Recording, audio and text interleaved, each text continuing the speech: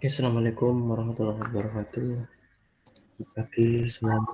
Waalaikumsalam Waalaikumsalam warahmatullahi wabarakatuh. warahmatullahi wabarakatuh. Pagi Pak. Oke, tadi habis kuliah apa nih? Sistem operasi, Sistem Pak. operasi, Pak. Ada Google Meet atau enggak tadi? Zoom, Pak. tadi Zoom. Ada Pak. Oke, Zoom.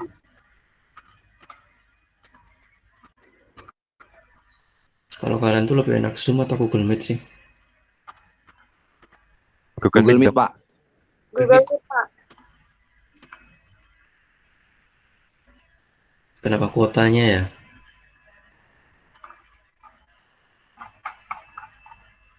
Iya, Pak. Lebih hemat Google Meet. Lebih hemat. Oke, mungkin langsung aja ya untuk sesi kali ini kita akan ada kelompok. Oke, harusnya dua ya, kelompok 8 dan 9, tapi kayaknya nggak mungkin cukup juga.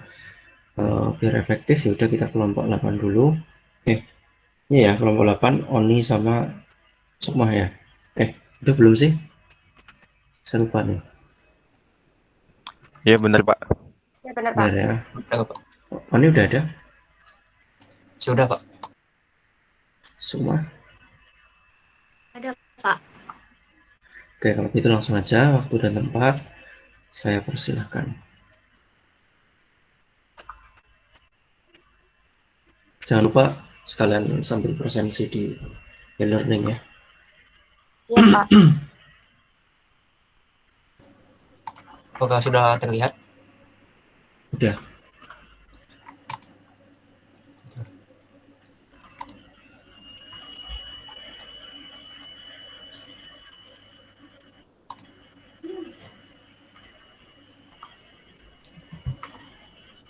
Assalamualaikum warahmatullahi wabarakatuh. Waalaikumsalam. Waalaikumsalam. Waalaikumsalam warahmatullahi wabarakatuh. Nama saya Sukma Umairah Kamelia dengan NIM 200202043 bersama teman saya Uni Pradini Saprudin dengan NIM 00202041. Di sini kami akan mempresentasikan tentang modul 11 website. Oke, yang pertama, tujuan instruksional umum.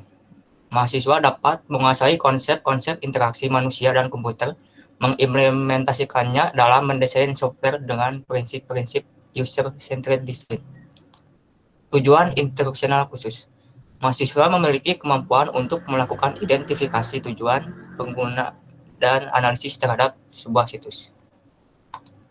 Selanjutnya, apa itu website?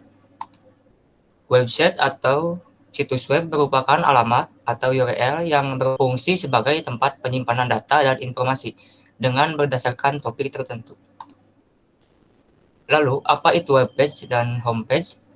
Webpage atau halaman web merupakan halaman khusus dari suatu situs web tertentu yang tersimpan dalam bentuk file.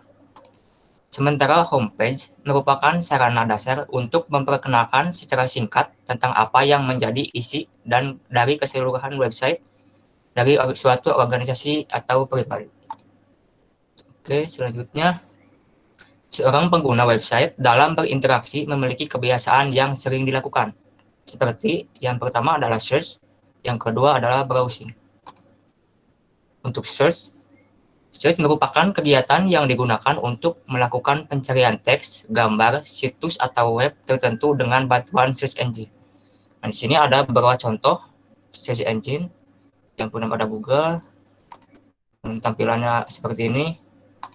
Lalu ada Yahoo, seperti ini, dan ada Bing, seperti ini. Selanjutnya browsing. Browsing merupakan kegiatan yang dilakukan pengguna untuk membaca sekilas item yang menarik, fakta atau potongan informasi melalui sebuah perangkat lunak, yaitu browser. Ini ada beberapa contoh browser. Selanjutnya, membangun sebuah situs. Nah, ada beberapa hal yang harus dilakukan dalam membangun sebuah situs, yaitu yang pertama, mengidentifikasi sasaran akhir. Dalam membangun suatu situs, tentunya diperlukan sasaran akhir dari pemakai interface agar sesuai dengan yang diinginkan. Yang kedua, menjabarkan daftar dari topik-topiknya. Melakukan pengungkapan pendapat apapun atau brainstorming pendapat yang masih mentah. Yang ketiga, mengorganisir isi. Isi website ini memerlukan pengorganisasian untuk mengatur isi web dengan mengelompokkan item atau materi ke dalam kategori tertentu. Yang keempat ada menyediakan struktur. Setelah materi diorganisir dengan baik, maka materi atau item tersebut diuraikan dengan ringkas dengan menempatkan pada tingkatan-tingkatan untuk mengikuti kategori dalam sebuah organisasi. Yang terakhir, yang kelima, perubahan bentuk isi. Dimulai dengan melakukan transisi ke dalam sebuah halaman, teks, gambaran, interaksi, dan lain-lain. Selanjutnya, contoh sitemap pada website. Sitemap merupakan salah satu alat bantu untuk mempermudah dalam pengenalan peta situs di dalam situs web. Jadi, sitemap itu merupakan informasi secara detail perihal seluruh halaman dan konten yang ada pada website. Selanjutnya, mengorganisasikan isi website. Menurut Jeff Johnson, dalam bukunya yang berjudul Web Bloggers 60 Common Web Design Mistakes and How to Avoid Them, dia mengatakan bahwa desain sebuah situs secara garis besar dapat ditinjau dari 3 aspek. Yang pertama, isi dan fungsionalitasnya. Maksudnya adalah apakah isi dan fungsinya itu sudah sesuai dan bekerja dengan baik. Yang kedua adalah tampilan antarmukanya. Apakah tampilan antarmukanya itu sesuai yang diinginkan pemakai? Yang ketiga, teknik penyajiannya. Maksudnya, apakah cara penjelasan dapat ditangkap, dipahami, dan digunakan oleh pemakai? Oke, selanjutnya ini merupakan contoh struktur dari isi web. Di sini ada kategori, ada subkategori, dan detail subkategori. Kurang lebih jika diaplikasikan akan seperti ini. Di sini ada home, lalu di sini ada kategori fakultas. Di dalam fakultas ada subkategori, ada teknik dan ekonomi. Di dalam teknik terdapat detail subkategori yaitu teknik informatika, teknik industri, dan manajemen informatika. Lalu di subkategori ekonomi ada manajemen, ada akuntansi, dan studi pembangunan. Oke, selanjutnya akan dilanjutkan oleh Mbak Sukma. Selanjutnya untuk 5 atribut kegunaan dalam mengorganisasi isi website, yaitu yang pertama, isi tekstual. Isi ini dianjurkan untuk memuat suatu informasi yang sesuai pada halaman situs sesuai dengan temanya. Membaca tulisan di web biasanya lebih lambat daripada tulisan di media catatan atau kertas. Untuk mengatasi masalah ini, maka web ditambahkan fasilitas agar user bisa membaca bagian header atau judul, highlight bagian yang disorot, atau memilih paragraf. Yang kedua, desain grafis. Pembuatan web menerapkan prinsip-prinsip desain grafis seperti metafor, kejelasan, konsistensi, alignment, pendekatan, dan kontras. Yang ketiga, navigasi. Permasalahan yang berkaitan dengan navigasi berisi permasalahan yang berkaitan dengan yang pertama, user tidak mempunyai pengetahuan tentang situs. Yang kedua, struktur lokasi tidak dapat ditemukan. User seharusnya diberi pemahaman tentang struktur untuk ruang informasi, seperti tabel isi web atau sitemap, indeks, tempat navigasi, dan fasilitas pencarian atau search. Yang keempat, struktur. Homepage adalah penting, tetapi struktur dasar untuk semua halaman lain juga penting. Selanjutnya yang kelima adalah link. Tingkat keberhasilan suatu link berkaitan dengan yang pertama, seberapa baik user dapat memprediksikan arah dari link. Yang kedua, seberapa baik user dapat membedakan antara link yang satu dengan yang lainnya. Yang ketiga, isi yang bermanfaat pada akhir link.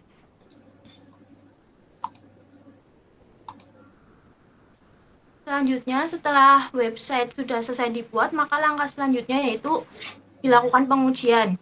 Pengujian bertujuan untuk mengumpulkan berbagai masalah yang mungkin ada di setiap halaman website. Pengujian dilakukan dalam 2 tahap. Yang pertama oleh tim developer, yang kedua oleh user atau pengujian oleh beberapa user yang diundang untuk menelusuri seluruh isi website.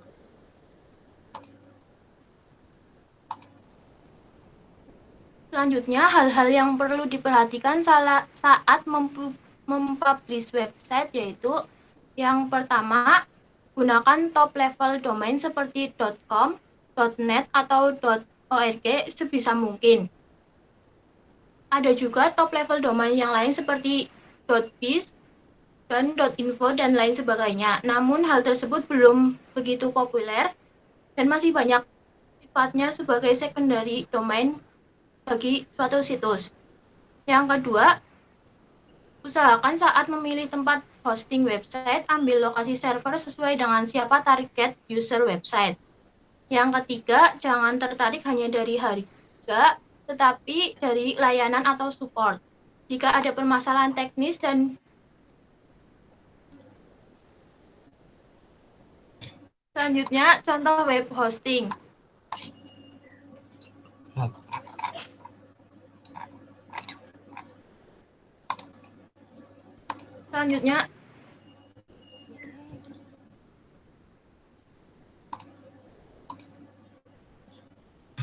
Selanjutnya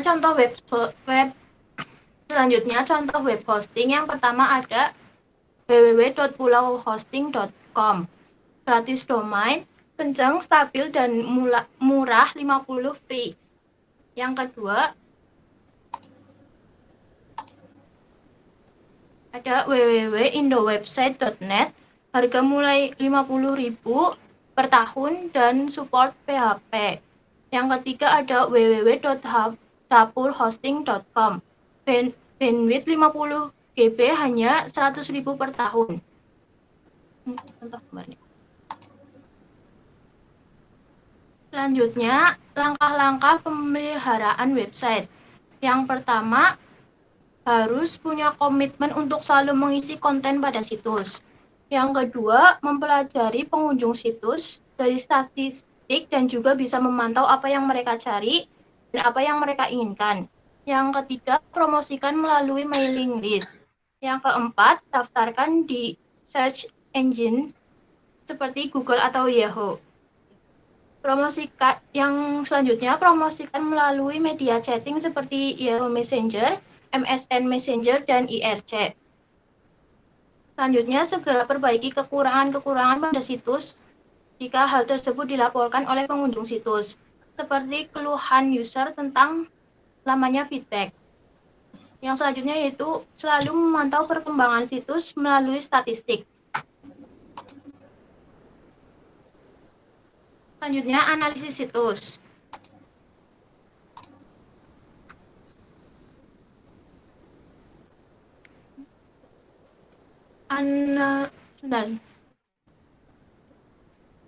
Analisis situs diperlukan untuk mempelajari perilaku pengunjung situs, memantau apa yang mereka cari dan apa yang mereka inginkan. Hal-hal penting dalam menganalisa suatu situs sangat erat hubungannya dengan usability, user experience, dan user interface dari situs tersebut.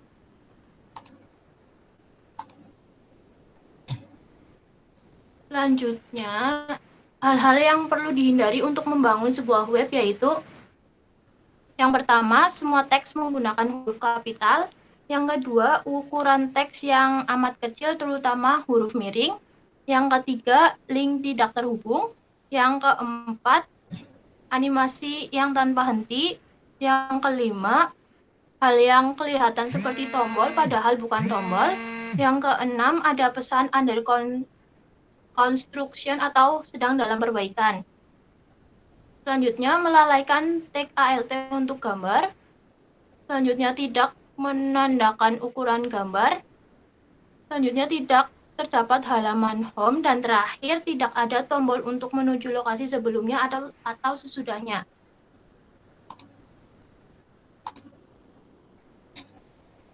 Permasalahan dalam membuat website. Yang pertama, tidak mengetahui sasaran untuk pengguna situs. Yang kedua, memiliki platform dengan komposisi yang lemah. Yang ketiga, tidak memberi kenyamanan. Keempat, tampil dengan interface yang tidak menarik. 5, isi yang ketinggalan zaman atau tidak akurat. 6, isinya tidak berbobot. 7, halaman yang diakses lambat. 8, susah untuk dipelihara. 9, tingkat keamanan yang rendah.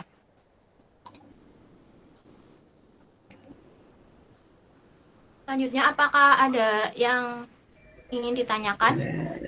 Luar biasa ya presentasinya, mantap sekali. Silakan, ayo langsung aja kita sesi diskusi. Ada yang mau bertanya silakan. Saya, Pak. Stanley ya. Stanley terus Maulida di sini. Silakan Mas. Ya, Stanley dulu.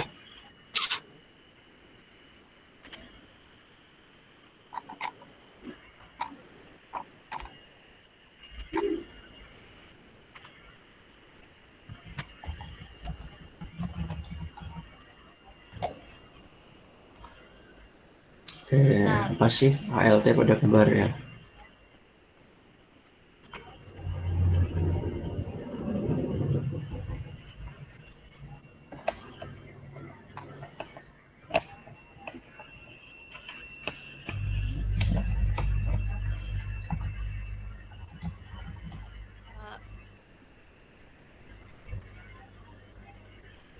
Mas Oni bisa menjawab atau Izin menjawab terlebih dahulu. Boleh. Jadi tag ALT itu merupakan teks alternatif yang akan ditampilkan saat foto tidak dapat ditampilkan. Saat pertama kali buka website kan suka ada belum langsung muncul fotonya gitu. Suka ada tulisan di foto. Menurut saya seperti itu. Gimana itu tadi jawabannya? Bisa ngerti nggak? Nih kemarin pas saya share link yang siapa itu kakak tingkat yang ada presentasi di malam minggu itu dia jelasin ini loh. Sayangnya dari kelas ini nggak ada yang ikut. Itu dijelasin. Jadi ALT ya itu fungsinya apa. Jadi kalau kita lihat gambar di web, kalau mouse kita nyorot ke situ, itu biasanya ada tulisannya, keterangannya ini gambar apa. Itu ALT. Tapi kalau misal gambarnya tidak bisa di loading, tidak bisa ngeload, itu juga kadang muncul di situ. Nah yang jadi masalah kadang nama gambar itu kan kita ngawur ya kadang kita ngawur terus kita upload aja. Nah masalahnya itu nama ngawur itu akan jadi ALT-nya dia gitu loh. Nanti gambarnya apa, namanya apa. Nah itu kan bisa jadi membingungkan juga. Yaitu tag ALT itu tag fungsi ALT kayak gitu. Ya, silakan Mbak Danif. Baik, terima kasih. Pertanyaannya, pada kebiasaan seorang pengguna website kan terdapat search sama browsing. Apa perbedaan detail antara kedua tersebut? Terima kasih.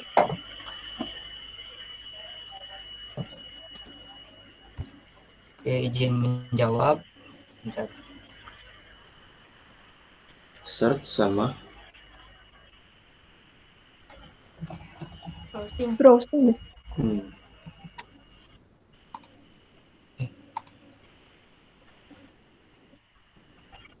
Jadi search itu menggunakan search engine seperti Google ini, Yahoo dan Bing dan lain-lain. Kalau browsing itu menggunakan sebuah software yang bernama browser seperti Google Chrome, Safari dan lain-lain.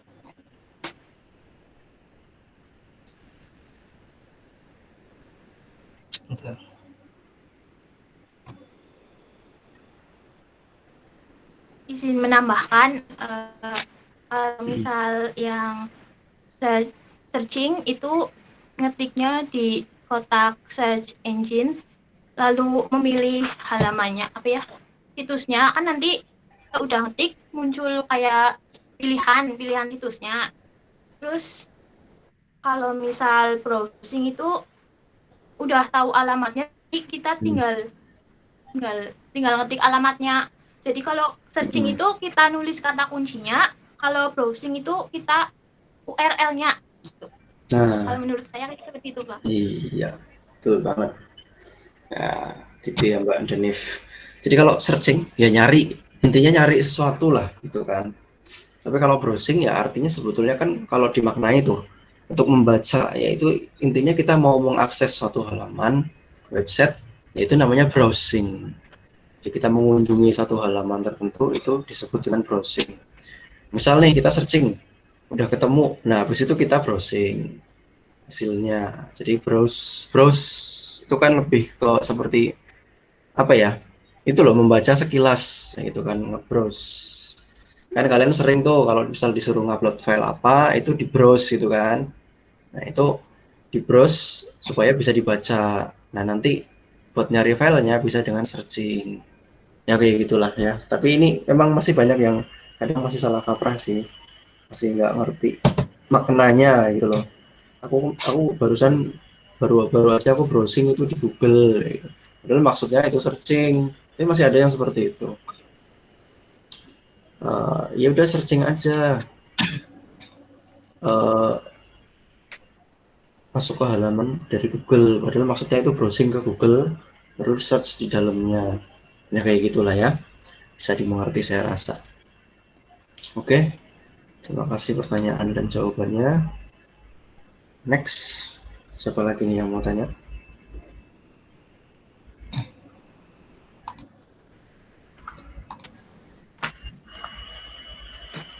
Izin bertanya Pak Bintang, kalau misalkan Opera Mini itu termasuknya browsing atau searching? Izin menjawab. Jadi kalau Opera Mini itu termasuknya browser, jadi web browser. Jadi browsing itu menggunakan Opera Mini. Intinya seperti itu. Oke, baik, terima kasih. Browser itu ya tempat yang dipakai untuk browsing gitu kan, makanya namanya browser.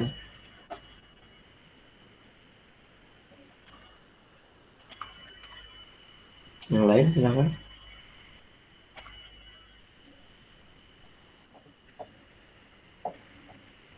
Ini kalau kemarin materi evaluasi susah, sekarang terlalu gampang apa gimana nih? Jadi nggak ada yang tanya.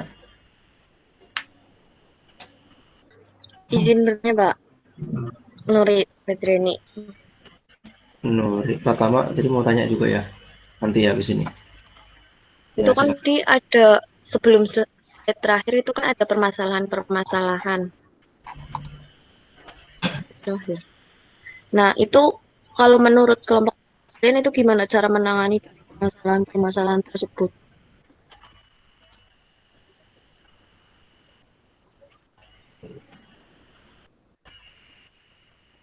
Semuanya kalau bisa spesifik masalah yang mana? Kasihan yang mau jawab bingung tuh. Masalah yang mana nih gitu? Sebentar-bentar. Masalah yang mana? Tidak mengetahui sasaran, platform. Dari tingkat keamanan yang lemah. Ya, boleh deh. Gimana menurut kelompok? 8. 7 ya.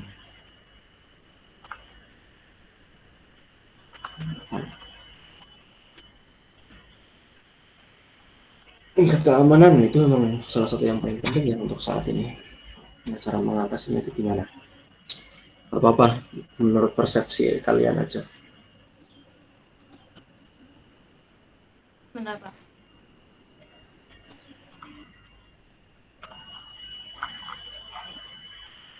Mungkin bisa pakai apa ya? Milih hostingan ada banyak tuh. Kita pilih hosting yang aman, yang terpercaya kayak gitu. Terus yang kedua bisa pakai install plugin itu plugin keamanan. Apa lagi ya? Mungkin Mas Oni bisa menambahkan.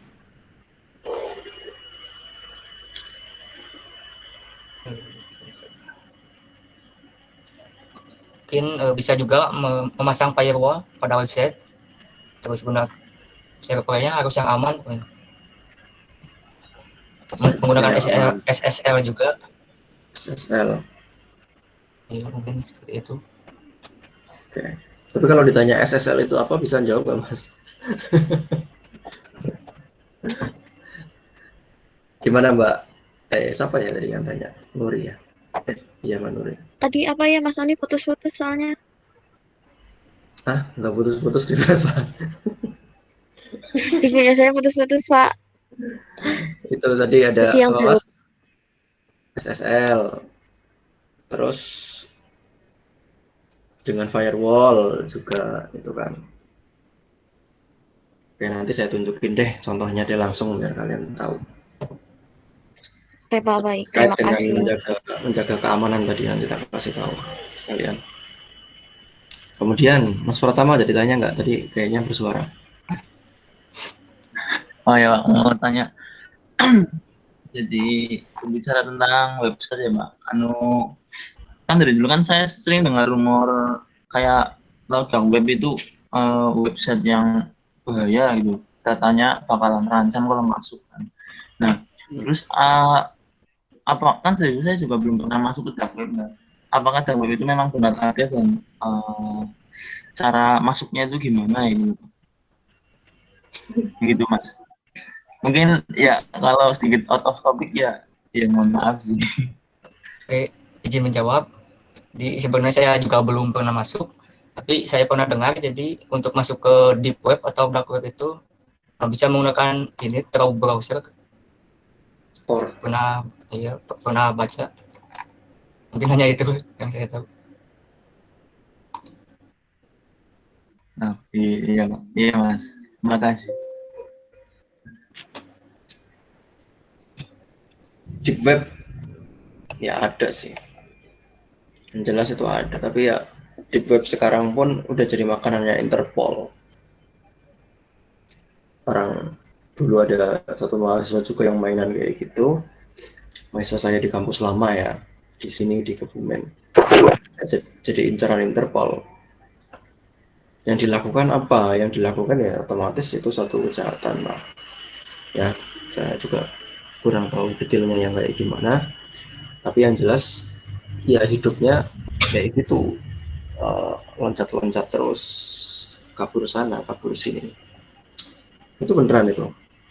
Jadi memang bukan sekedar berita kata si ini kata situ, enggak, tapi memang ya saya tahu sendiri gitu loh, kabur-kaburan lah ya, memang duitnya banyak jadi kabur-kaburannya ya kayak ke hotel mana kayak gitu, tapi udah levelnya diburu sama Interpol gitu loh, bukan lagi polisi ya, Interpol. Makanya yang mending kita gak usah kepo sih kalau menurut saya, karena masih banyak hal lain yang bisa, apa sih istilahnya, yang halal aja masih banyak gitu loh.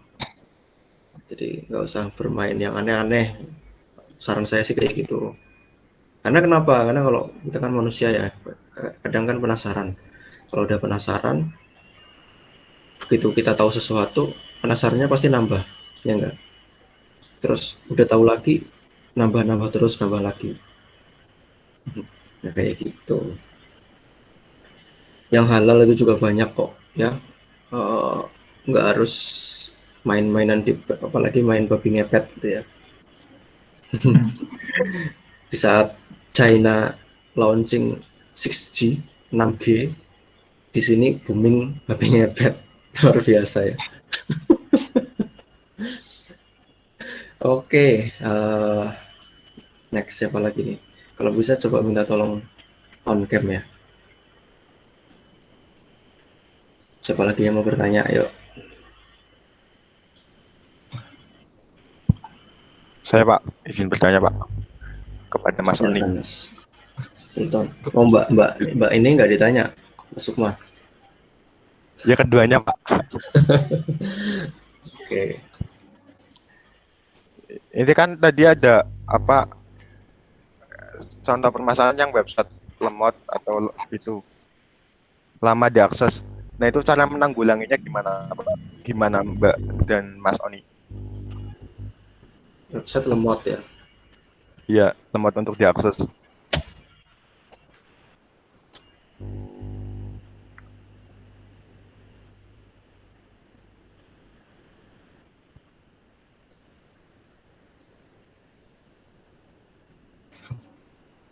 Sebentar.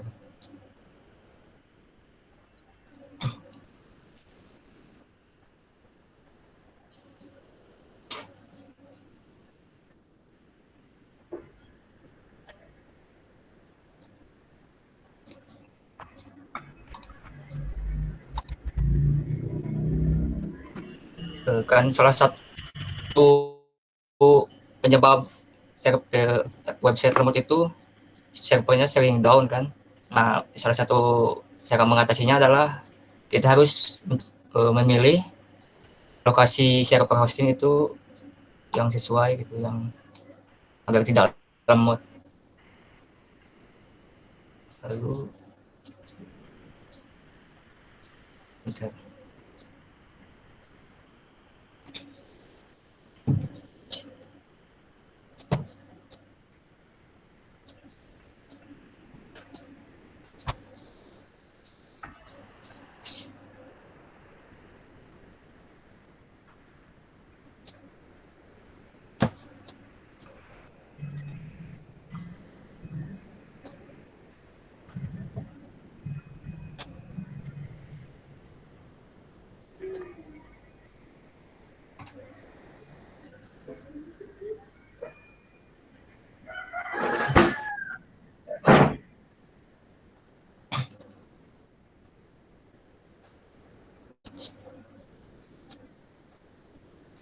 Izin menambahkan untuk yang apa tadi website mod itu bisa juga karena pakai WordPress versi lama. Jadi mungkin bisa mengupdate WordPress ke versi terbaru. Terus website lemot juga bisa karena database yang terlalu besar. Jadi Jadi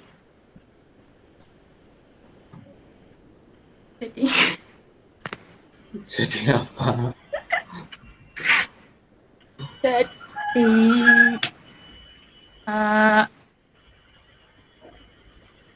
mungkin bisa menghapus post yang masih berada di trash atau beberapa plugin yang hanya bisa dinonaktifkan tanpa dihapus. Oke. Apa oke. Jadi lemot itu kan harus diidentifikasi dulu ya. Kan faktornya tuh banyak banget ya. Karena terkadang jangan-jangan yang lemot itu koneksi kita. Oke, karena kalau koneksi kita lancar, berarti memang itu di websitenya itu kan. Kalau di websitenya itu faktornya juga ada banyak. Yang pertama, jangan-jangan itu hosting yang murah. Kalau hosting yang murah, dalam hosting itu kan ada yang namanya bandwidth juga, ada yang namanya limit akses per hari, kayak gitu loh. Itu ada. Nah, berarti kalau satu website trafficnya itu udah tinggi, ya harusnya ditingkatkan lagi hostingnya. Itu jadi sewa yang lebih mahal lagi, yang bisa untuk bandwidth limit per hari itu kan ada batasnya juga. Nah, jadi misal sehari itu cuma bisa diakses sampai berapa 100 MB ya, jadi kalau sehari itu sudah ada orang yang mengakses website itu sebesar 100 MB, maka websitenya akan lemot, misalnya seperti itu. Nah, kemudian faktor yang berikutnya juga tadi benar apa, misal nih dalam satu website di situ ada data mahasiswa itu ada ribuan. Nah, untuk meload ribuan data itu kalau tekniknya tidak benar, maka websitenya akan lemot. Nah, disitulah ada teknik yang namanya client side scripting dan server side scripting. Jadi kalau mau cepat, kita pakainya yang server side. Nah, bedanya apa? Bedanya yaitu kalau client side yang bekerja itu si browsernya. Jadi yang menampilkan data itu adalah si browsernya. Nah, bukan lemot. Tapi kalau server side yang bekerja itu adalah sisi server. Jadi di halaman web itu dia nggak kerja, nggak ada coding-codingnya di situ aja, hanya menampilkan data aja. Nah, itulah teknologi yang sekarang mungkin juga pernah kalian dengar, yaitu Ajax atau Ajax atau JSON. Nah, itu udah ke arah teknologinya. Itu ya. Siapa tadi ya? Saya lupa tadi yang tanya siapa ya? Sultan. Sultan. Sultan, Pak. Yang lain ada yang tanya lagi nggak? Saya ingin bertanya, Pak. Silakan, Mbak Nurul Anissa. Izin bertanya buat Mas Oni sama Mbak Sukma. Itu kan tadi di hal-hal yang perlu dihindari untuk membangun sebuah web itu ada pesan under construction dalam perbaikan. Nah, kalau misalkan hal tersebut itu nggak sempat buat dihindari, gimana sih solusinya? Terima kasih. Mana tuh?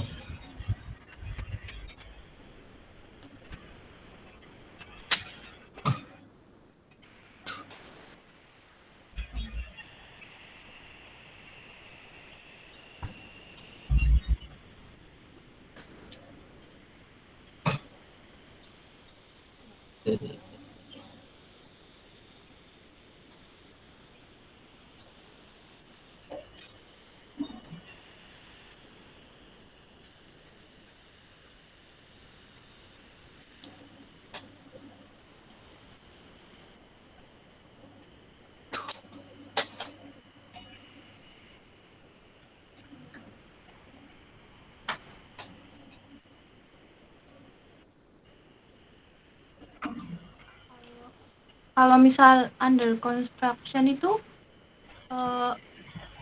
websitenya lagi dibenerin bukan sih Pak? Iya memang. Nah itu kan yang harus dihindari. Kalau bener-bener ada gimana? Maksudnya gitu bukan? Iya, betul, Pak.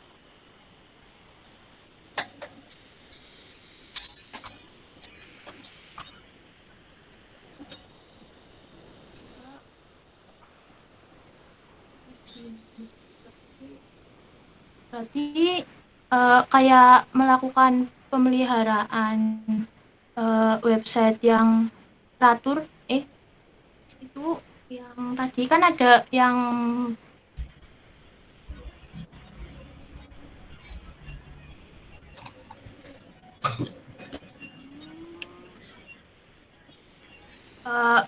punya komitmen untuk selalu mengisi konten pada situs, terus ada yang memelihara gitu kan. Nanti kalau misalnya dipelihara, maksudnya dirawat, dipelihara, itu mungkin bisa, kalau mungkin nggak akan muncul pesan seperti itu. Tahu Pak? Silakan Mas Oni mau di itu nggak? Izin menambahkan, mungkin kalau asal pesan itu dari website kita, cepat-cepat aja dibenerin gitu. Kalau mungkin dari hostingnya, mungkin kita pasrah aja, benerin sendiri. Apalagi pasrah aja. Nunggu bener sendiri simsalabim, udah pokoknya nanti bener gitu ya. Jawaban yang pasrah juga itu. Oke, nggak apa-apa. Yang butuh yang lucu-lucu dikit ini. Nanti tak kasih lihat ya sekalian ya. Nih kita catetin juga. Tak presentasiin. Ada yang masih mau tanya lagi nggak? Ya nanti sekalian dikumpulkan saya jelaskan semua. Nggak ada yang mau tanya. Kalau tidak ada, berarti ini yang masih 1111 yang baru bertanya sekali akan saya random untuk saya tanya, ya.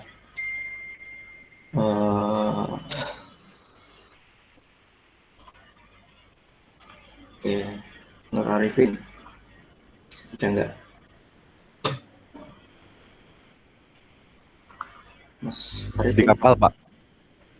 Oh iya, kamu kan kemarin izin. Ya. Nggak ada di sini ya kemarin izin Jeffrey saya mudik kapal. Berapa hari ya kapal Kalimantan ya? Set. Saya di kapal 5 jam aja itu udah. Begitu turun rasanya udah kayak di dunia lain, udah karuan rasanya. Itu aja saya termasuk nggak mapukan, itu nggak tahu gimana kalau orang yang mapukan kayaknya pingsan. Oke, Ina, Mbak Ina, mana?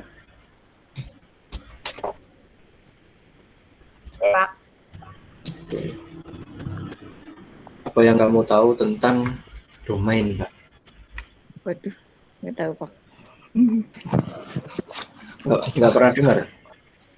Nggak pernah, lupa. Serius. Itu ada tuh. Coba kasih lihat Mas yang tadi domain Mas. Nggak baca. Jadi kan ada tuh materinya.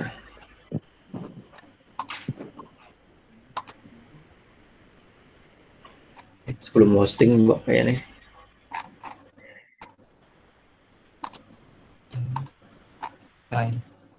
Nah itu tuh.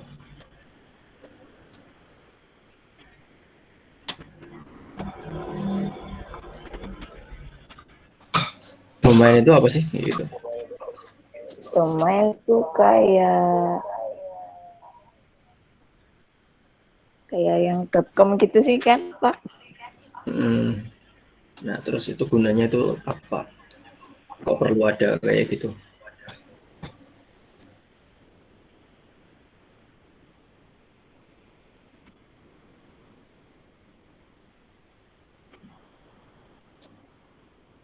Kamu jawab yang bisa. Kayak apa ya Pak?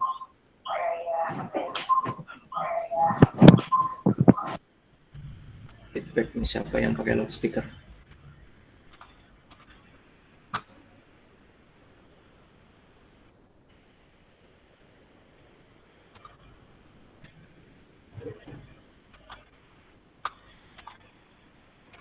Mbak Rohma, boleh bantu Mbak Rohma? Apa yang kamu ketahui tentang domain?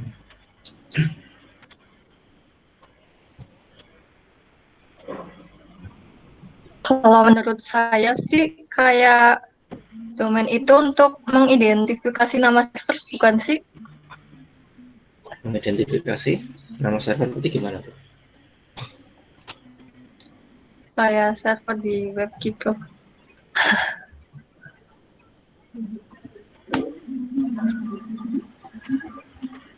Gimana ya? Kayak alamatnya gitu, alamat webnya mungkin. Alamat web bener sih, ya memang itu memang alamat dari si webnya itu. Rizal ada Rizal, boleh nambahin lagi nggak Rizal?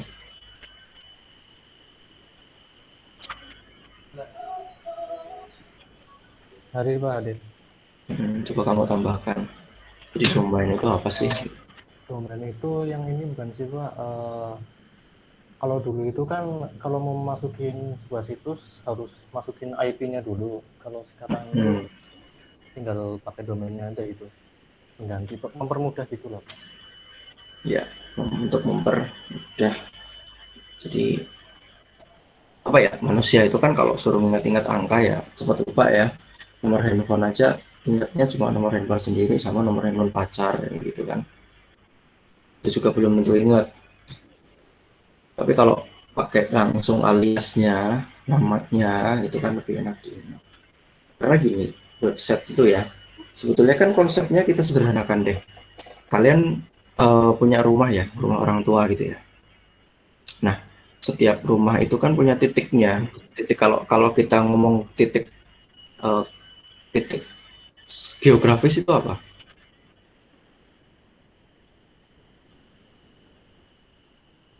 Tiap rumah kan ada titiknya sendiri-sendiri tuh di muka bumi ini kan, setiap jengkal itu kan ada titiknya. Itu kalau secara geografis itu apa, titik itu namanya apa? Koordinat ya Pak? Ya, titik koordinat. Koordinat itu apa sih bentuknya, kayak gimana sih? Ya, Nah ini gambar ini nih Mas. Yang lain boleh jawab loh, jangan cuma Richard. Ini buat semua aja. Buat semua aja nih. Ayo. Apa koordinat itu kan angka-angka yang apa sih? Itu angka-angka apa ya gitu loh. yang nunjukin derajat lokasinya sama posisinya itu Mbak. Kan ada apa? Ada lintang. Tentang timur, bujur timur, lintang timur. Nah, lintang selatan. Ya kayak gitulah ya. Kalau kita di bagian Katulistiwa bawah ya kita pasti lintang selatan ya, nggak mungkin lintang utara kan gitu. Nah, terus kalau yang di GMT plus ya berarti itu pasti bujur timur ya. Iya pasti bujur timur kan itu ada titiknya ya. Nah titik itu adalah IP address. Coba kalau nanti ditanya alamat Mas Sultoni rumahmu mana? 132 lintang selatan, 74 lintang bujur timur. Mau nyarinya gimana gitu loh. Tapi kalau ditanya kan enak, alamatnya mana? Oh Pemalang. Desanya desa apa? RT berapa? Nomor berapa? Kan udah enak. Begitupun dengan website ya. Kalau kita disuruh buka Google terus pakai IP address-nya 172 1 berapa sekian, ya nggak semua orang bisa mengingat dengan mudah. Tapi kalau diganti dengan Google, nah pasti mudah. Sebetulnya domain itu gitu konsepnya. Jadi bukan masalah yang ada di .com, .net-nya. Nah, tapi kan ada klasifikasinya. Ya, klasifikasinya misalnya gimana ya? Kalau alamat itu kan punya istilahnya ya kita taruhlah itu ada kabupatennya sendiri. Kemudian ada kecamatannya sendiri-sendiri. Nah, itulah yang di belakang itu kayak .com. .com itu kan .komersil. Jadi untuk hal-hal yang komersil kalau .com itu loh. Kalau .co.id apa? Sama untuk hal yang komersil tapi Indonesia. Jadi kalau .co.id kalau kita mau pakai itu harus ada NPWP. Itu. Terus ada .org organisasi juga nanti harus melampirkan organisasinya apa, surat izinnya dan lain sebagainya. Dan ada beberapa yang gratis, seperti .id. .id itu kan gratis dan lain sebagainya. Pokoknya ada klasifikasinya banyak kayak gitu. Dan ada yang memang khusus untuk Indonesia, yang khusus untuk negara tertentu gitu kan. .co.sg itu apa? Mana itu .co.sg? Singapura bukan Pak? Singapura Bang. Singapura. Jadi gitulah ya .co.my dan seterusnya. Pokoknya ada berbedanya di situ sendiri. Kalau ACID apa? Untuk pendidikan akademik. Akademi. Jadi perguruan tinggi lah ya, pendidikan tinggi. Yang kalau SCH itu kan school. Kalau AC kan akademi. Itu udah tahu lah ya. Itu sebetulnya hal-hal sederhana yang kadang kalau ditanyain nggak ngerti ya malu-maluin juga gitu loh. Apalagi kan katanya lu anak IT. Ya iya loh, kalau udah ada kata-kata katanya lu anak IT nggak tahu itu kan ada beban tersendiri ya, beban mental. Nah, oke, terima kasih untuk kelompok 8. Silakan bisa di stop, Mas.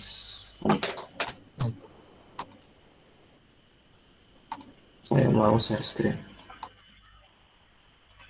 Jendela terus yang oke. Saya mau jawab yang mana ya? Tadi masalah search and browsing ALT gambar udah. Nah, keamanan web. Coba keamanan web ya. Web yang aman itu dari pertama, indikator pertama ini di sini ada gemboknya nih. Bisa lihat nggak? Bisa Pak. Bisa Pak. Nah, kalau di breakdown nanti dia itu gini, kalau di copy terus di paste. Nah, ada S-nya di sini. Secure. Nah, gimana caranya supaya ada S-nya itu? Caranya dengan tadi ketika sewa hosting kita sekalian pakai SSL. Tuh. Nah, saya juga lupa panjangan SSL itu apa. Nah, sekarang server layer, Pak. Wah, itu lebih tahu tuh. Secure server layer. Coba sekarang kita masuk ke halaman di adminnya ya. Ini juga sebetulnya harusnya jangan pakai WP login, WP admin, harusnya diganti sih. Karena kalau kayak gini otomatis akan lebih mudah dibobol juga ya, di hack. Nah, kalian lihat di sini. Kemudian ada yang namanya plugin. Nah, plugin. Nah, di sini kan ada berbagai macam jenis plugin gitu ya. Nah, kita cari yang kaitannya sama keamanan ada nggak di sini.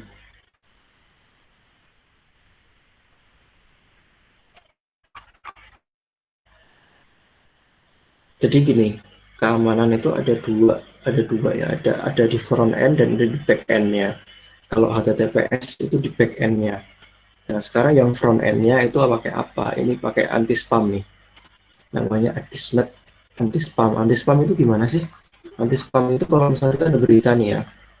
Ada berita, terus kan ada di komen, bisa di komen tuh di bawah nih.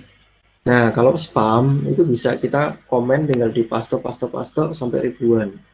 Nah, itu salah satu penyebab kenapa website juga bisa lemot, karena itu ada orang yang spam.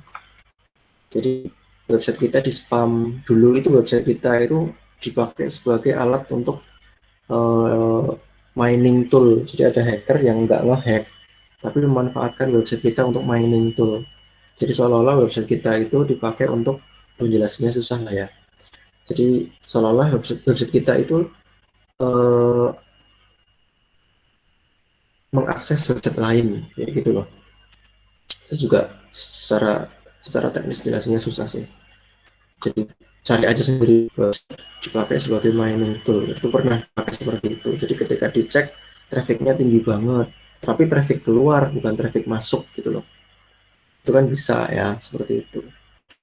Kemudian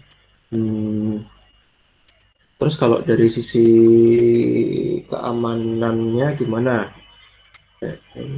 Sebentar.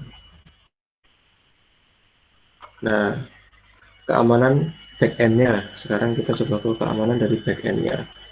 Nah, kalau keamanan backend-nya dicari di bagian security. Nah, di security ini nih, SSL status ya kalau nggak salah.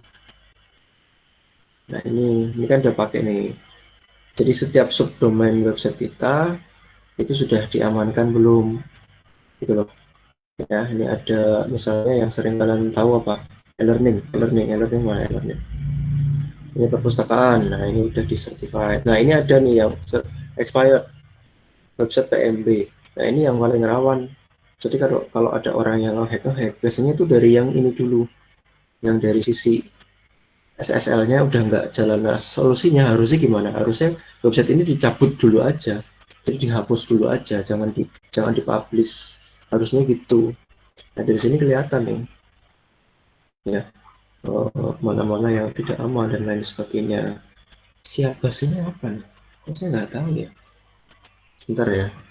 Siapa sih?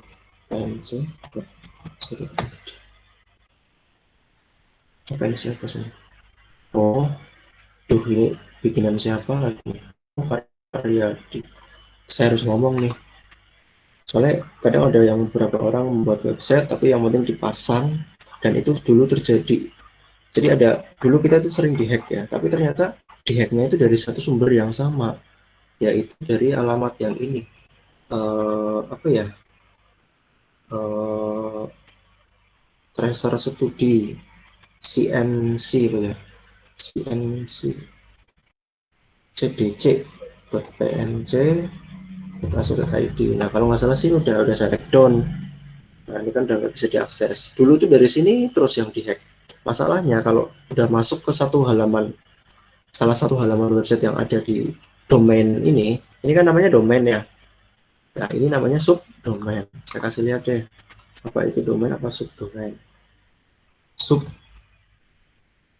Nah, ini ada yang namanya subdomain. Kalau salah satu subdomain udah kena ya repot, pasti kena semua nih.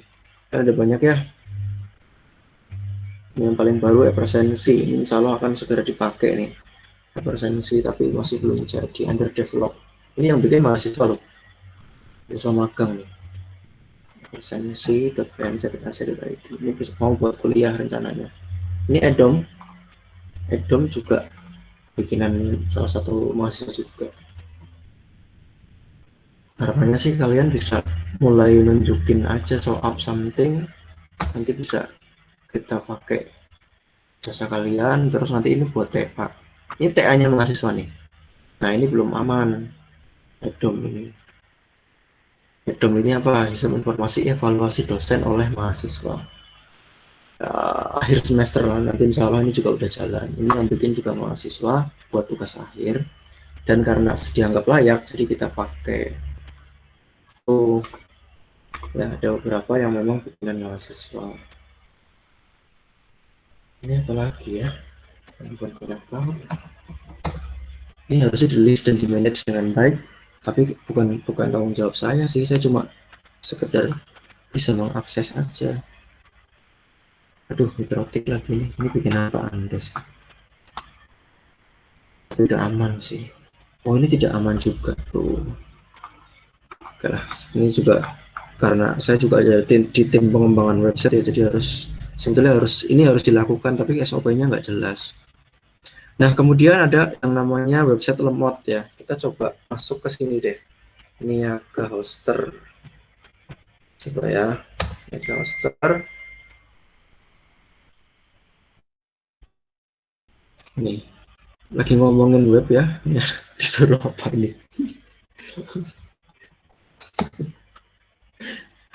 Kelihatan nggak? Kita lagi ngomongin website, diminta untuk menempelkan WP4MP. Bukannya udah ya? Jadi biasanya saya lihat ya, udah WP4MP.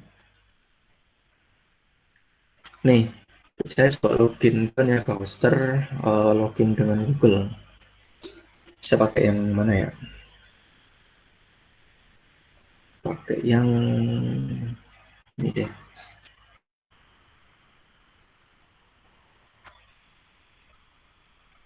Nah, kita lihat di sini ada hosting. Nah, hosting itu jenisnya banyak. Misal ada unlimited, ada cloud, VPS, ada cloud aja. Bahkan ada yang hanya WordPress, ada email hosting, ada transfer hosting. Nah, kita coba cek ya, unlimited hosting. Nah, ini ada paket-paketnya ya. Ada paket pelajar, ada 40.000 per bulan, dan seterusnya. Nah, coba kita cek ini yang personal. Nanti di sini ada fasilitasnya itu apa saja gitu kan. Detail dari fasilitasnya. Mana ya? Enggak ada sih. Back dulu. Ini nih di sini lihat nih. Ada 135.000 visitor per bulan. Artinya kalau sebulan sudah divisit oleh 135.000 orang, apa yang terjadi? Apa yang terjadi? Bakalan lelet bukan baknya. Bukan lelet lagi, tapi nanti kayak itu loh, yang reach limit itu loh. Kalau kan pernah nggak sih kalian e-learning diakses terus this website has apa itu reach the limit akses kayak gitu. Oh iya, pernah. Sering malah ya. Atau bisa juga error 404. Itu bisa terjadi karena dari sisi hostingnya. Tuh. Nah, di sini ada unlimited disk space. Nah, ini udah unlimited nih. Jadi mau disk space itu apa? Nah, disk space itu apa dulu? Disk space itu kita coba ke sini ya. File manager, coba kita cek. Nah, kita cek di file manager ini. Kelihatan nggak ya di sini ada capacity berapa? Nggak ada ya. Di sini. Ini disk usage itu 99 GB dengan batas unlimited. Jadi kita mau ngupload apa aja, website sebanyak-banyaknya, file-file sebanyak-banyaknya, nggak masalah. Gitu loh. Tetapi tetap ada yang namanya bandwidth ini loh.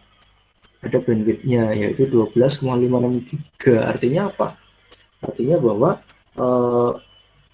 kita itu cuma bisa melayani 12,56 GB bandwidthnya. Dan ini bukan yang bisa ya, ini kan limited ya. Nah, ini sudah terpakai sebanyak ini. Dalam 1 bulan. Sebenarnya nggak banyak-banyak banget ya. Terpakai sebanyak ini tuh nggak banyak-banyak banget. Tapi kalau saya mau jelasin bandwidth itu gimana, kalian pelajari sendiri lah. Ini terlalu melebar juga nanti. Begitu. Ada berapa subdomain? Ada 24. Dan seterusnya. Nah, di sini ada yang namanya physical memory usage. Ini apa? Kok cuma segiga? Ada yang bisa jawab nggak? RAM-nya, Pak. RAM. Nah, kenapa ada RAM di sini? Ayo, pertanyaannya itu. Namanya ini komputer. Soalnya itu server, Pak. Nah, kan masih banyak yang nggak ngerti. Server itu sebetulnya kan satu komputer. Taruhlah itu laptop kalian deh. Tapi laptop kalian itu digunakan sebagai apa? Sebagai server. Jadi orang-orang nanti kalau nyimpen data dan lain sebagainya itu masuk ke laptop kalian atau laptop kita itu, gitu loh. Itulah server. Server itu ya komputer biasa.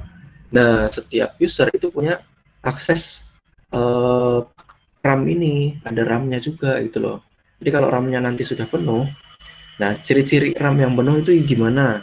Ciri-ciri RAM yang penuh ya kalau sudah banyak aplikasi-aplikasi yang diinstal, itu juga akan menentukan dari kepenuhan itu RAM-nya. Nah sekarang gini, ini udah ya, ini ada domain gratis dan lain sebagainya. Nah, misalnya kayak gini, kalian kan kalau beli paket punya domain gratis. Contohnya misalnya saya mau pakai Abdau, ya coba dicek masih ada nggak abdau.com kayak gitu. Nah ternyata ini masih bisa ya, masih bisa. Tapi kalau pakai nama yang saran Gus, gitu ya misalnya Agus, ini gimana sih cara batalinnya? Ini gimana? Oh iya. Websitenya masih kurang jos. Agus, kita cek ya. Kalau masih ada ajaib nih, nah nggak bisa, mohon maaf tidak tersedia. Tapi mungkin Agus yang lain bisa nih, .id misalnya kayak gitu, bisa nggak?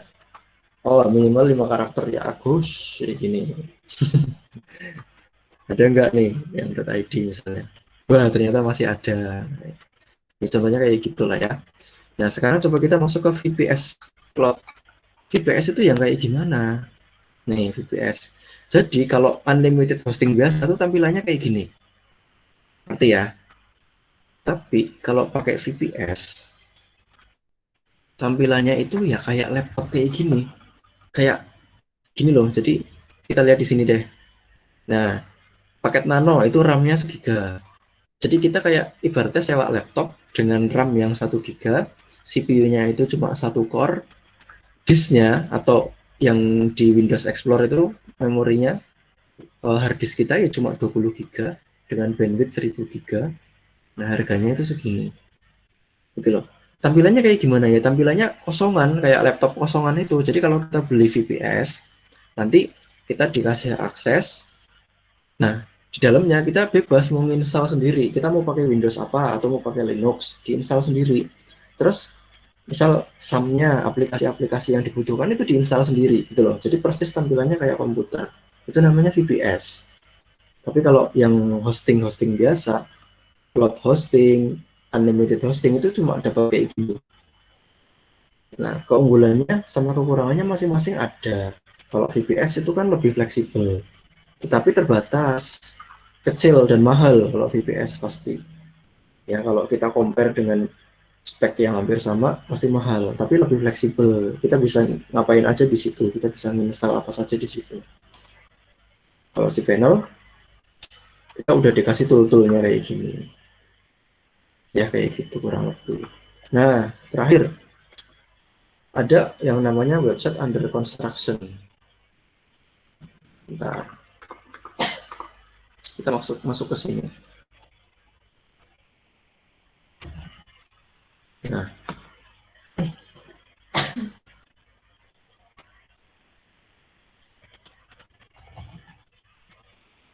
ini.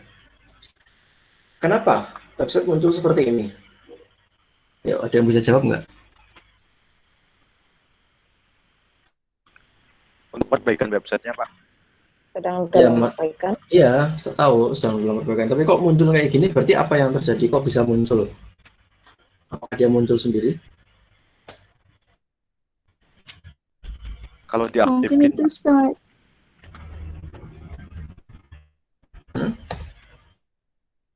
Gimana?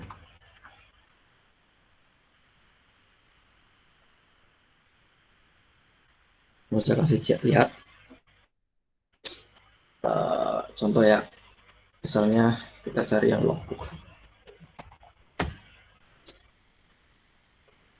Ini ya, lihat logbook ya. Kalau diakses itu kan kayak gini. ya, ini logbook. Tapi logbook ini mau lagi kita benerin, cuma supaya tidak terjadi ketimpangan data. Jadi ini kan masuk ke sini, gitu loh. Terus nanti dosen-dosen itu sama karyawan mengisi data. Nah, kita mau maintenance ini kenapa lagi? Astaga. Kita mau maintenance ini supaya user itu nggak ngikutin data dulu, gitu loh. Jadi khawatirnya adalah kalau kenapa lagi? Khawatirnya adalah kalau user masuk kemudian nginputin data, nanti akan terjadi yang namanya tumpang tindih data itu. Pegawai. Apalagi ini error nih. Ini error nih. Tapi bukan bikinan saya nggak tahu. Ini Pak Wahid yang bikin. Saya harus ngomong nih. Pegawai. Nah, misal kayak gini ini error, terus nggak bisa diakses, maka kita harusnya redirect nih, lihat manage redirect. Nah, redirectnya kemana? Ke halaman maintenance. Halaman maintenance yang mana? Yang ini nih, kayak gini. Misalnya ya, kayak gini. Save. Maka kalau kita buka logbook, ya pasti larinya ke sini. Nanti nggak? Jadi ketika ada pesan under maintenance, maka itu memang betul-betul sengaja dilakukan oleh si developer untuk apa? Mengarahkan websitenya ke dalam halaman under construction ini gitu. Ya itulah konsep dari hacking. Hacking itu apa? Hacking itu kan kalau cuma hacking yang interface aja, si hacker itu nyusupin file ini loh filenya, ya. Terus kemudian website kita di redirect atau diarahkan ke mana? Disable redirection ke halamannya mereka yang mereka bikin itu, gitu loh. Makanya ketika di hack itu indeksnya diubah jadi ke halaman yang mereka inginkan. Jadi sebetulnya kan kayak gini kan ada indeksnya ya, garing indeks php nih, belum nih, sama aja kan, tapi kan file indeksnya nggak kelihatan, dia otomatis ke hidden gitu kan. Bisa lihat nggak nih, karena ada index.php, tapi munculnya ya sama ke halaman ini gitu loh. Makanya kalau file indeksnya diganti jadi halaman ini, ya maka akan muncul ke sini. Nah, itu terjadi ketika apa? Ketika memang website itu sedang diperbaiki dan user benar-benar nggak boleh memakai. Jadi yang namanya maintenance kan ada berbagai cara dan metode. Bisa juga kita perbaiki itu secara lokal, terus kemudian langsung kita upload dalam hitungan detik, set, jadi diperbarui. Nah, itu yang bagus seperti itu. Jadi website yang bagus adalah nggak kelihatan kalau dia lagi maintenance gitu loh. Atau bisa juga dengan cara websitenya tetap berjalan tapi dialihkan ke halaman yang lain gitu loh. Ya misalnya kayak gini, logbook ini ya garis miring sementara, misalnya kayak gitu loh, sementara. Nanti akan dialihkan ke halaman yang sementara itu halaman yang utama sedang di maintenance. Begitu udah jadi diarahin lagi ke halaman yang utama kayak gitu loh. Jadi ketika terjadi under construction, maka itu adalah hal yang betul-betul udah nggak bisa dihindari lagi. Hal yang betul-betul kita lagi memaintain website itu, misalnya merubah strukturnya secara keseluruhan, dan supaya user nanti tidak, contoh gini, ini kemarin juga terjadi, ini kan juga saya yang bikin juga halaman ini ya, karena gini, data itu lagi mau diupdate, apanya ya, struktur filenya, tetapi dosen-dosen itu masih banyak yang lagi nginputin, padahal kita udah backup file per hari ini, misalnya hari ini jam 10.36, maka nanti ketika websitenya sudah dibenerin, kita akan mengupload ulang file terakhir yang data terakhir yang 10.36, maka dosen atau pegawai yang memasukkan data jam 11 itu hilang, mudeng nggak? Bisa dimengerti nggak? Bisa Pak.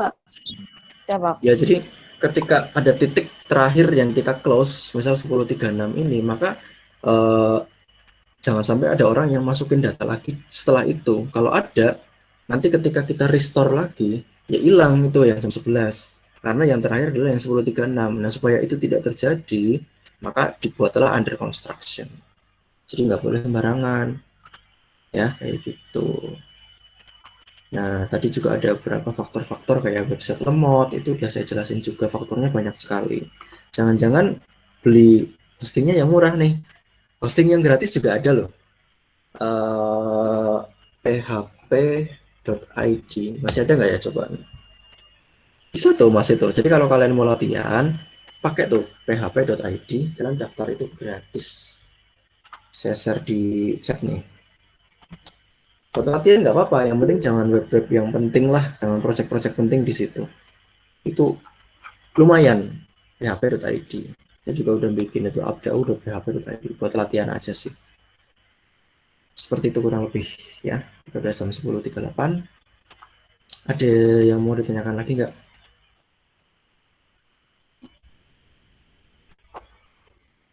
Nah, jadi gini loh, peluang pekerjaan di dunia IT itu banyak.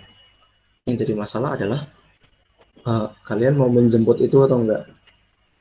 Nah, ada sedikit stigma perbedaan juga. Ini kan tingkat kalian lagi pusing proposal. Mungkin ada beberapa yang cerita, terutama yang anak-anak organisasi, mungkin ada kakak tingkat yang curhat tentang pusingnya mereka mencari ide proposal.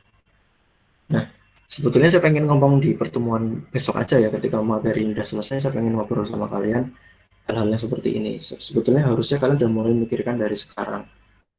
Tetapi yang jadi masalah adalah terkadang harus kita akui ya, budaya kita di PNC ini, terutama yang jurusan TI dari dulu-dulu nih kakak tingkat kalian, sebetulnya kalian itu seperti, mohon maaf nih kata-katanya agak sedikit gak enak juga, seperti katak dalam tempurung. Maksudnya apa? Maksudnya ya kalian, yang kalian lakukan itu hanya kuliah, tugas, UTS, UAS. Ketika disuruh nyari tema untuk proposal TA dengan proyek yang nyata, bingung kabeh. Pusing semuanya. Bahkan saya udah sampai bikin video gimana cara mencari ide. Beberapa bisa memanage itu dengan baik. Oh, saya punya ide yang baik berdasarkan apa yang video yang saya buat itu. Tetapi eksekusinya masih susah juga. Ya karena belum pernah berlatih secara nyata dengan problem based learning. Nah, itu yang nanti akan saya godok lebih lanjut lagi. Mas Sultan ini kan kalau nggak salah kamu itu ya Mas, yang wakilnya UKM ya. Kenapa nih Mas?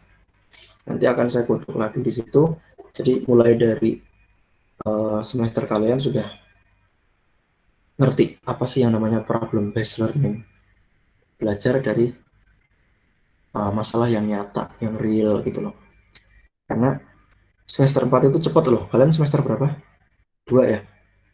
Nggak kerasa nanti tiba-tiba udah semester 4 aja tuh. Tiba-tiba sudah harus milih judul proposal untuk TA. Padahal selama ini ya kalian cuma kuliah-kuliah tok, tiba-tiba disuruh nyari masalah, ya nggak masuk juga. Itu loh. Istilahnya kalau dulu dosen-dosen itu nunjukin jalannya. Itu loh jalannya ke sana, di sana ada pintu tuh, di situ ada pintu, di sana ada pintu. Mau pilih pintu yang mana silahkan. Udah nggak, dosen ngajar kayak gini. Itu artinya mereka nunjukin arahnya. Tetapi saya pengen ya mudah-mudahan ya bisa segera terrealisasi cepatnya, dan itu dimulai dari saya dulu gitu lah. Nanti dosen-dosen lain bisa lah kalau memang mau mengikuti cara itu. Jadi kita itu dosen nggak cuma nunjukin arahnya, tapi kita bukain pintu. Ini pintu tak buka nih. Ini loh pintunya, mau masuk nggak? Kalau mau masuk ya silahkan, ini pintunya. Jadi nggak cuma nunjukin arahnya, tapi udah langsung bukain pintunya. Tinggal kalian mau masuk ke situ atau enggak. Gitu loh. Jadi kalau punya keinginan untuk maju dan lain sebagainya, untuk belajar lebih, bahwa kalian kuliah aja, ya itu sih mungkin tugas utama kalian. Tapi percayalah itu aja nggak cukup. Karena apa? Karena dunia IT itu yang jadi saingan kalian nggak cuma anak-anak kuliah toh. Kalian pikir jurusan informatika cuma ada di PNC? Enggak.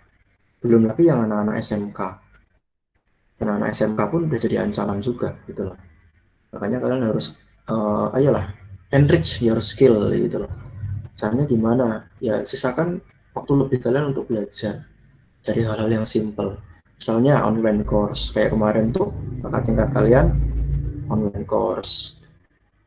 Ya belum banyak sih, itu juga baru berapa anak aja dari satu angkatan ibaratnya gitu kan.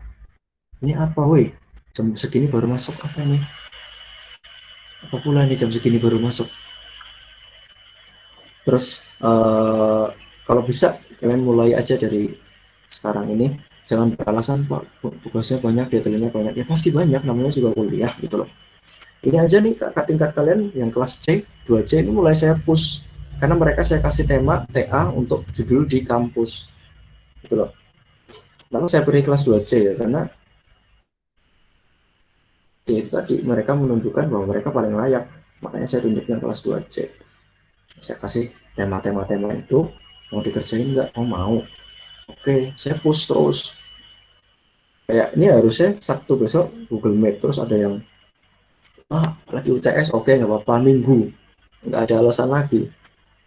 Sabtu ada yang ya udah Minggu ya, akhirnya oke. Ada yang Sabtu kegiatan BEM dan lain sebagainya, it's oke, nggak masalah. Tapi Sabtu Minggu ya, oke, Minggu. Jadi di push terus.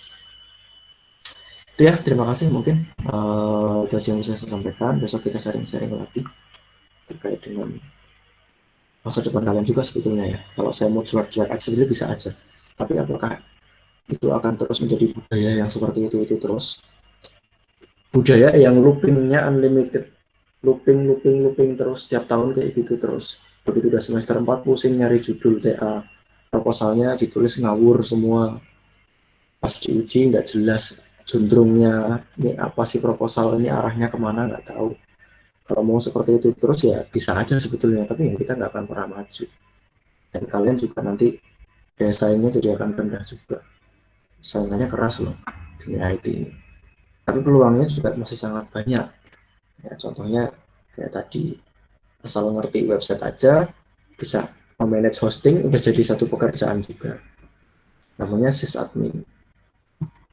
Terima kasih, saya akhiri sampai sini.